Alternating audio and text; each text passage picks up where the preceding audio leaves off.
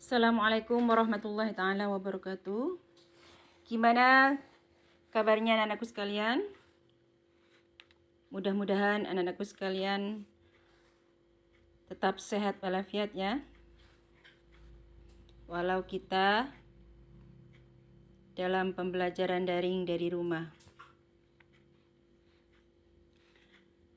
Anakku sekalian, pada pembelajaran tema kali ini, yaitu pembelajaran 4,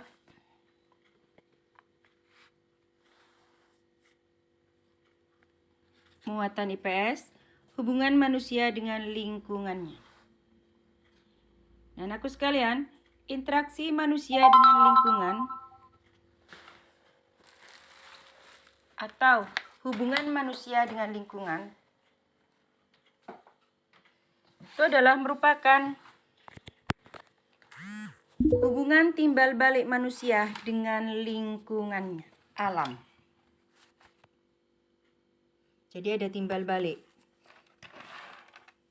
antara manusia dengan alam, alam dengan manusia. Anakku sekalian,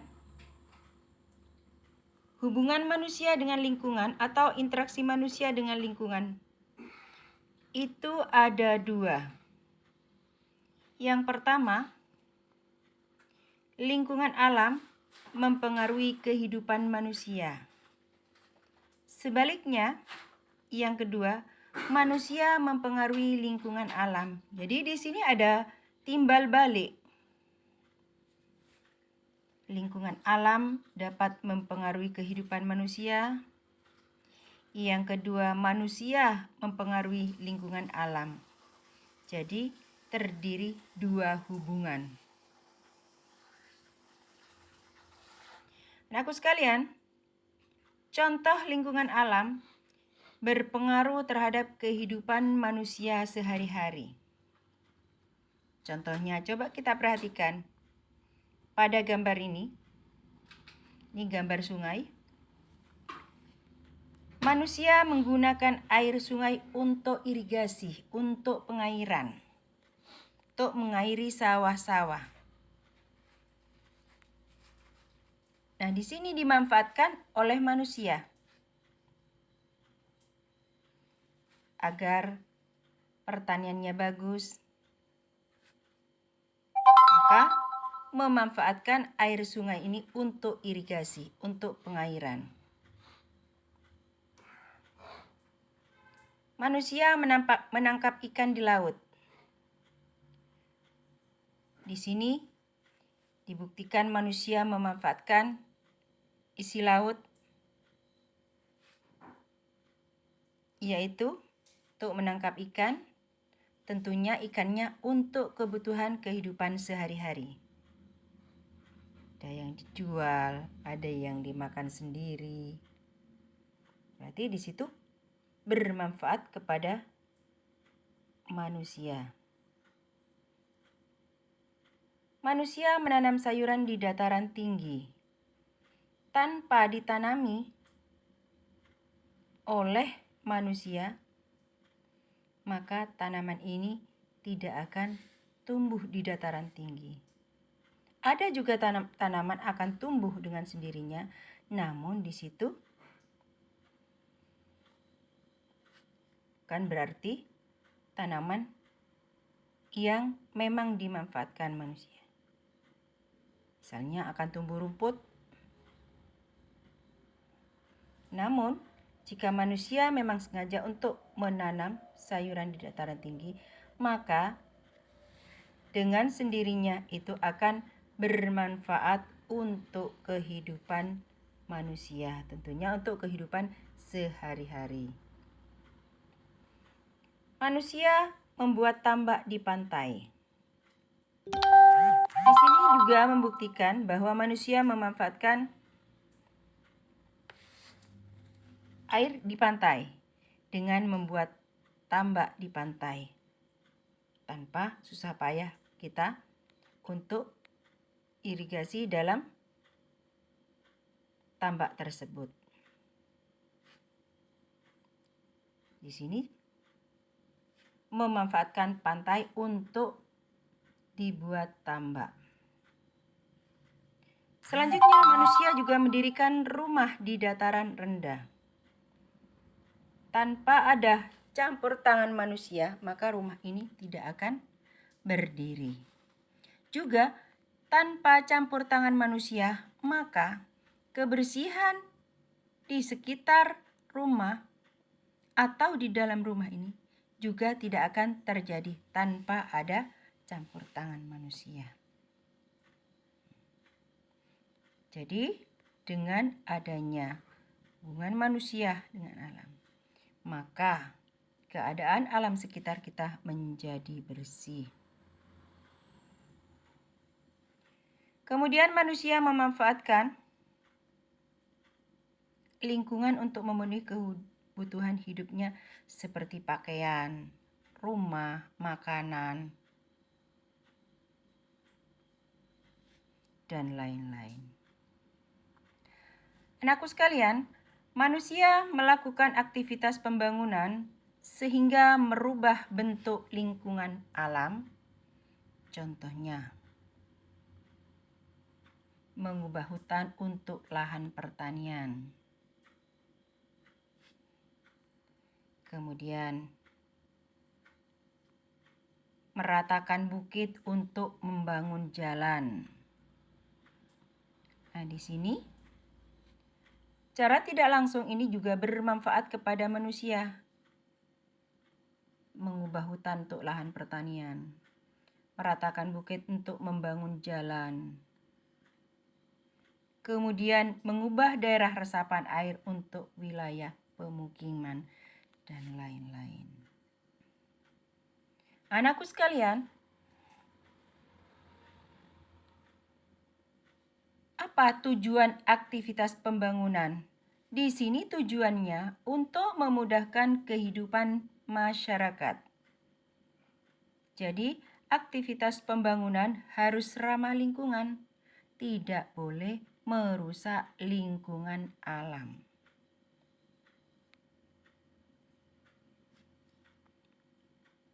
Kenapa? Karena di sini ada sebab akibatnya, ada timbal baliknya. Nah, akibatnya jika pembangunan itu tidak ramah lingkungan, sebaliknya akan merusak lingkungan alam.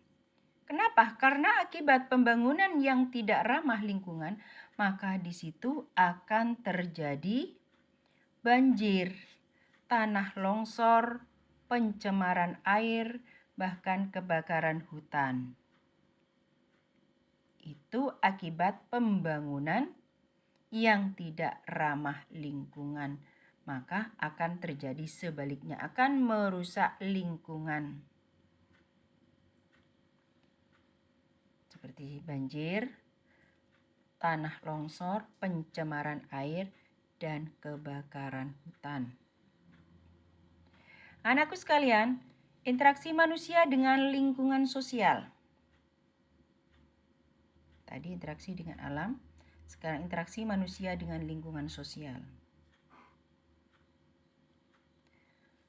Manusia disebut makhluk sosial, yaitu makhluk yang tidak dapat hidup sendiri, sehingga harus melakukan interaksi sosial. Jadi kita butuh makhluk lain. Kenapa? Karena kita tidak bisa hidup sendiri. Kita butuh pertolongan orang lain. Tidak mungkin kita hidup sendiri. Mesti kita butuh bantuan orang lain. Interaksi sosial yaitu hubungan-hubungan sosial yang meliputi hubungan antar individu.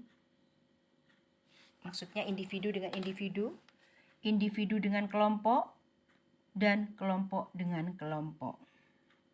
Orang satu dengan orang satu dengan orang lebih dari satu, atau orang banyak, atau orang lebih dari satu dengan orang lebih dari satu, atau orang banyak dengan orang yang banyak. Artinya kelompok dengan kelompok. Itu interaksi sosial. Interaksi antar individu atau hubungan antar individu, hubungan antar orang satu dengan orang satu, adalah hubungan satu orang dengan satu orang lain. Ini hubungan antar individu. Contohnya apa saja? Seorang anak sedang bermain bersama dengan satu temannya. Berarti satu orang dengan satu orang, satu anak dengan satu anak. Itu namanya hubungan antar individu. Yang kedua, seorang pembeli sedang menawar dagangan dengan seorang penjual. Berarti di sini hubungan pembeli dengan penjual. Satu pembeli dengan satu penjual. Ini namanya hubungan antar individu. Selanjutnya, hubungan antar individu dengan kelompok, yaitu hubungan antar satu orang dengan suatu kelompok. Contohnya, guru sedang mengajar murid-muridnya. Nah, guru satu orang, sedang murid-murid itu merupakan kelompok. Jadi di sini hubungan antar guru dengan murid-murid. Murid-murid berarti banyak, lebih dari satu. Kalau guru dengan murid bisa individu antar individu. Tapi kalau sudah murid-murid berarti di situ lebih dari satu atau disebut dengan kelompok atau lebih banyak.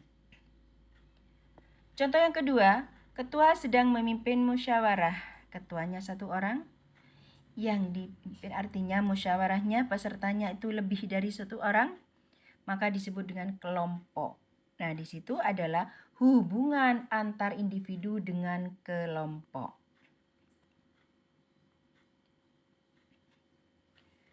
Selanjutnya, hubungan antar kelompok adalah hubungan antara satu kelompok orang dengan kelompok orang lain. Jadi, satu kelompok itu lebih dari satu atau banyak, kemudian berhubungan dengan satu kelompok lain, itu namanya hubungan antar kelompok. Contohnya apa? Pertandingan voli. Kalau kita lihat voli, anak-anakku pernah sering kan melihat pertandingan voli? Nah, di situ voli itu berkelompok, lebih dari satu. Kemudian bertanding dengan satu kelompok lain. Kelompok lain pun itu lebih dari satu atau banyak. Artinya kalau lebih satu kan banyak. Tapi kalau satu orang dengan orang itu individu dengan individu. Nah, sekarang hubungan antar kelompok dengan kelompok bisa dibuat contoh, yaitu pertandingan voli. Pertandingan voli kelompok satu dengan kelompok dua dan seterusnya. Berarti itu merupakan hubungan antar kelompok. Kemudian diskusi antar kelompok. Kadangkala kita di kelas dibuat kelompok.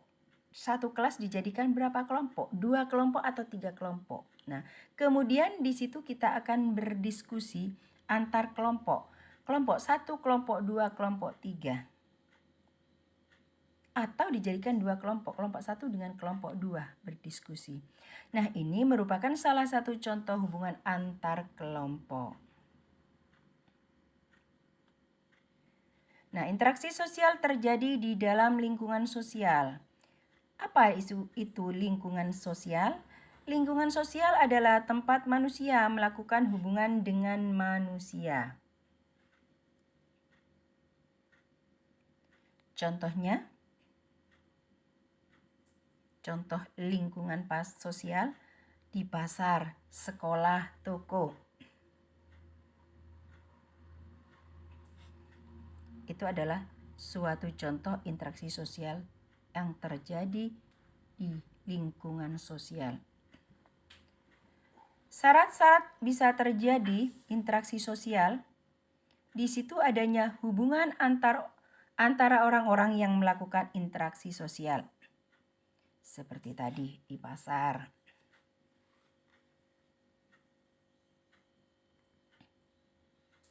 Kemudian adanya komunikasi dua arah atau timbal balik.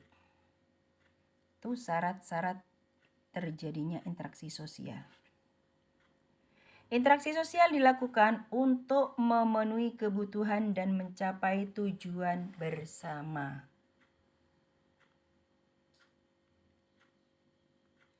Anakku sekalian, interaksi sosial harus diarahkan ke persatuan dan kebersamaan. Contohnya bermusyawarah, persaingan sehat, kerjasama. Nah, di situ arahan daripada interaksi sosial harus diarahkan ke persatuan dan kebersamaan.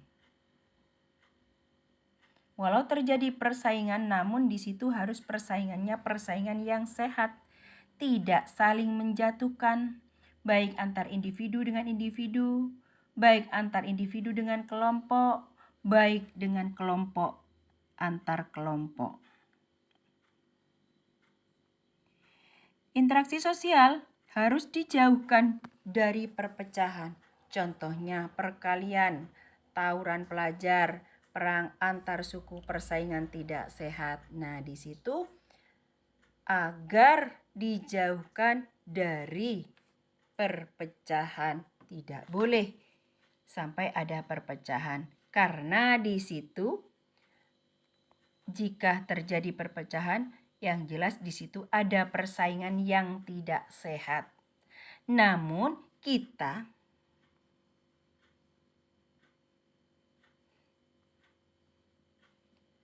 agar ada persaingan yang sehat. Nah, tidak boleh ada persaingan yang tidak sehat, saling menjatuhkan. Di situ akan terjadi perpecahan, akan terjadi kekacauan, dan lain sebagainya. Nah, anakku sekalian, mudah-mudahan anakku sekalian bisa memahami apa yang Bu Guru jelaskan, yaitu hubungan manusia dengan lingkungannya, baik interaksi dengan lingkungan sosial, interaksi dengan lingkungan alam, termasuk juga contoh-contohnya, termasuk juga timbal baliknya. Nah, untuk itu silahkan kerjakan tugas ini. Tulislah dengan rapi di buku tulis kalian. Yang pertama, apa yang dimaksud dengan interaksi manusia dengan lingkungan alam?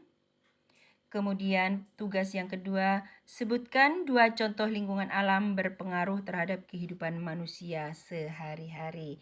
Berarti di sini interaksi manusia dengan alam. Yang ketiga, apa yang dimaksud dengan interaksi sosial? Yang keempat, sebutkan 2 contoh hubungan antar individu dengan kelompok. Jadi hubungan antar satu orang dengan kelompok.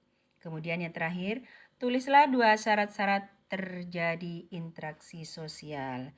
Jika sudah selesai dikerjakan di buku tulis, kemudian difoto, dikirim ke Bu Guru. Jadi dikirim ke WA-nya Bu Guru, jangan dikirim ke grup. Mudah-mudahan anakku sekalian bisa memahami. Selamat mengerjakan. Assalamualaikum warahmatullahi taala wabarakatuh.